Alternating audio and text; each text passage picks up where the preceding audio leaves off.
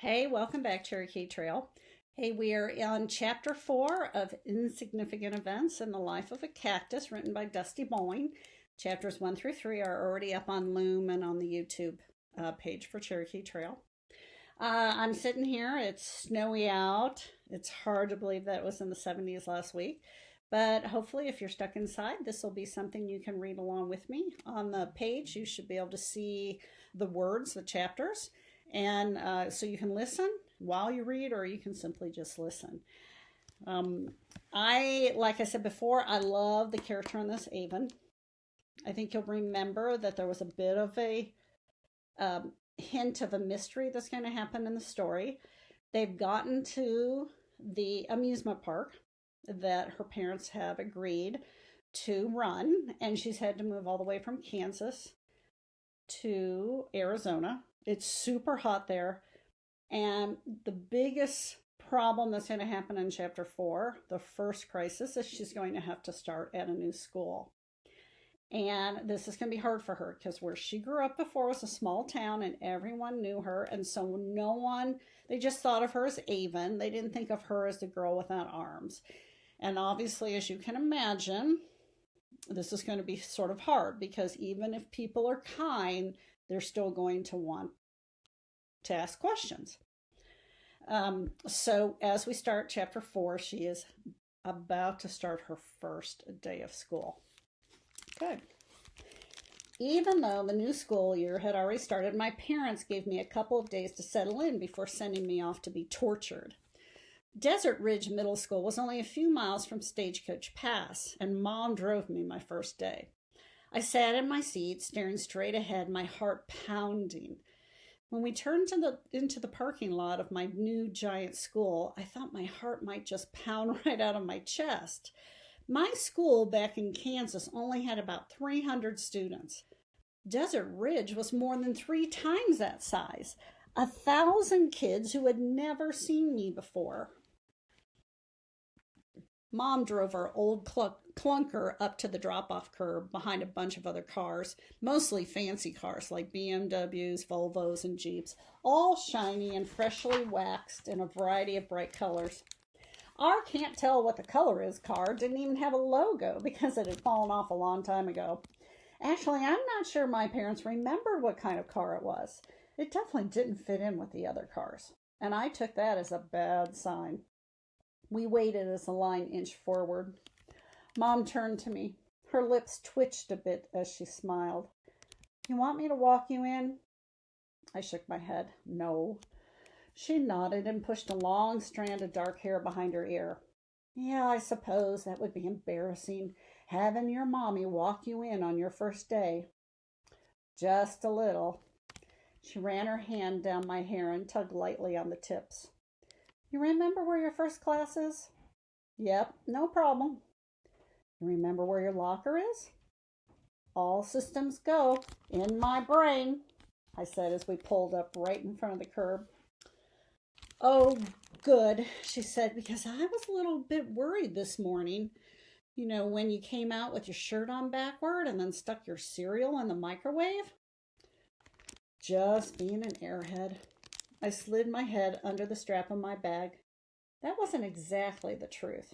I was nervous, extremely nervous. I know how hard things have been for you, sweetheart, she said. I'm fine, Mom, really. I'll be okay today. She leaned over and kissed the top of my head. Call if you need anything. I'll pick you up right out here after school. Normally, my parents never baby me. They're more the kind of parents who, instead of kissing your boo-boos, tell you to walk it off and be a man. And they never have seemed to care that I'm not actually a man. But I guess today was a special occasion. Honestly, I wish she would stop. It was stressing me out even more. I nodded and opened the car door with my foot, then slid it back into my new purple ballet flap. I got out of the car, swung my bag around to my side, gave Mom a reassuring smile, and slammed the door shut with my hip. Before I'd walked 5 steps, I got my first look. I tried to ignore it. My parents had always taught me to tackle one small goal at a time, holding a brush between my toes, lifting that brush all the way to my head, running the brush through my hair, one small goal at a time. And so I zeroed in on my first goal of the day, getting to my first class without barfing up all my soggy microwave cereal. We had visited the school yesterday, so I could find my classes, meet some of my teachers, and talk with the people in the office. Everyone was super nice and caring, of course, but they all said the same thing so much it started to get annoying.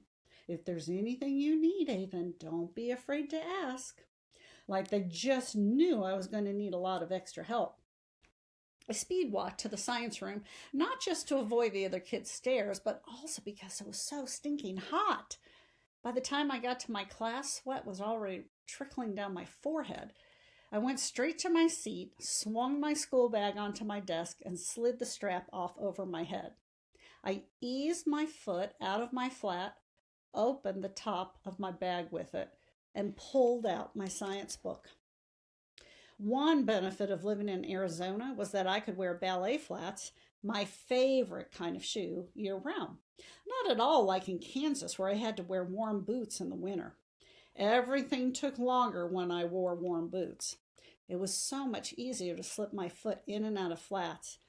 I had pairs in brown, black, rainbow stripes, flowers, and now purple. Flip-flops probably would have been even easier, but there's the whole dust factor, and it's especially dusty in the desert. I glanced up and found Ms. Hart, the science teacher, watching me. I smiled a little, and she smiled back. I had met her last night, and she had told me to let her know if I needed any help. Of course. I hoped she could see now that I didn't need extra help as I proceeded to pull a notebook and pencil out of my bag with my foot. I took my seat and turned to the girl sitting next to me. The girl's eyes widened in obvious surprise. Are you new?" she asked. "Yes," I replied. "It's my first day." It stunk to be starting 8th grade over a month into the school year. I could tell the girl was desperately trying not to look at my non-existent arms. People were always doing that. Like, if they looked down at my torso for longer than a split second, they would turn to stone. Like my torso was actually Medusa's head. The girl was pretty, with her long dark hair and strappy red dress and all her body parts. I always wanted to wear a dress with skinny straps like that, but I guess I felt too self-conscious about it. The strappy dress wouldn't look the same without some nice long arms to show it off.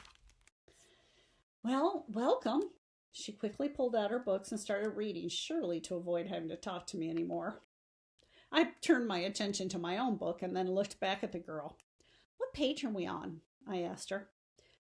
23. She reached for my book. "Here, I'll help." "Oh, no, that's okay," I said. She stopped and pulled her hand away. I lifted my foot and opened the book with it, using my dexterous toes to turn the pages until I got to page 23. "See? I can do it." She gave me a twitchy smile. "How'd you learn to do that?" I shrugged. "You'd be surprised what you can do with your feet when that's all you have." She gave me another uncomfortable smile and went back to reading her book. She hadn't introduced herself, so I didn't either. I sometimes wondered if people had a tendency not to give me their names or ask me for mine because of their fear of getting too close. Too close to something so different. At lunchtime, I decided to sit outside on a bench to eat. I didn't want to go to the cafeteria and sit at a table by myself while everyone watched me eat with my feet. I might as well have been put up on a stage with a spotlight shining on me. I pulled my lunch out of my bag, but then I noticed a few kids standing around glancing at me. I knew what they were doing, waiting to watch me eat. Everyone was always curious.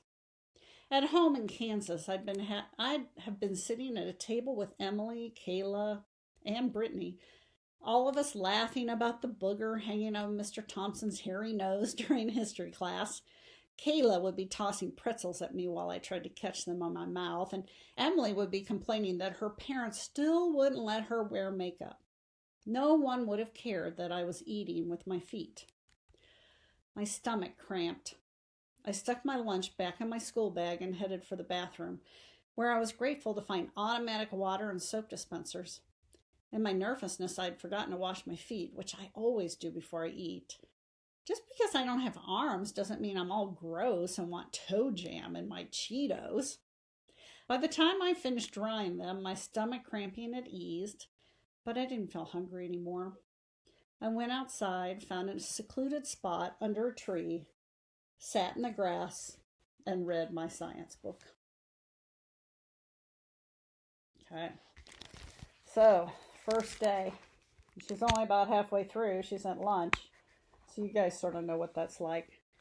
Especially some of you that have moved, how hard it is to like go have lunch and you don't have anyone to sit with at all. And now Avon, I mean, it's not only that she's new, but she looks different. And kids, everybody's curious, and that just makes you feel super uncomfortable, like everybody's like watching you, and not maybe in a good way. So, and isn't that, I thought it was sort of interesting, that last bit where she washes her feet before she eats. Well, of course, that would make sense, right? Because hopefully we wash our hands before we eat. And since she uses her feet, she would need to wash them. So I thought I hadn't thought about that. That was an interesting part of the story. Those of you who have moved to just understand what it means when she said her heart was pounding in her chest and, her stomach sort of cramping because you get nervous and you just sort of feel, sometimes you feel like you're physically sick even though it's just nerves. I know.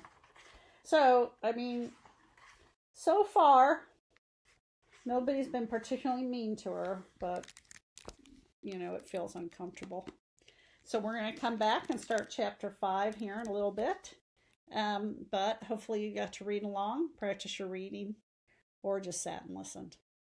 Okay, we'll pick up with Avon on chapter 5. See you later.